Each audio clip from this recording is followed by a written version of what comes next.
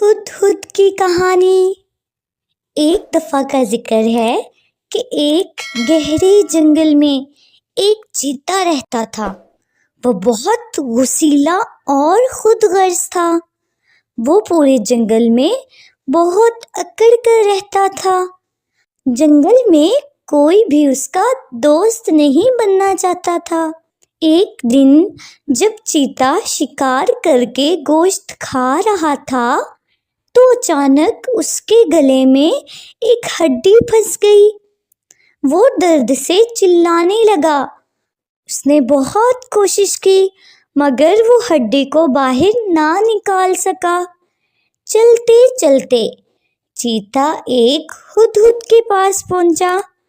اس نے ہدہد کی باریک لمبی چونچ دیکھی تو وہ بولا، ارے پیارے پرندے، کیا تم میری مدد کرو گے؟ میرے گلے میں ہڈی پھنس گئی ہے اور مجھے بہت درد ہو رہا ہے۔ ہدہد سوچنے لگا اور تھوڑی دیر کے بعد بولا، ٹھیک ہے، میں تمہارے گلے سے ہڈی نکال دیتا ہوں مگر میری ایک شرط ہے۔ چیتا بولا، ہاں مجھے تمہاری ہر شرط منظور ہے، پر تم اس ہڈی کو نکال دو۔ ہدہد نے کہا، ٹھیک ہے، پھر جو بھی تم شکار کرو گے اس میں سے مجھے بھی کھانا دو گے۔ چیتا بولا، میں وعدہ کرتا ہوں میں تمہیں بھی حصہ دوں گا، جو کچھ بھی میں شکار کروں گا۔ پھر ہدہد نے جلدی سے اس کے گلے کی ہڈی نکال دی۔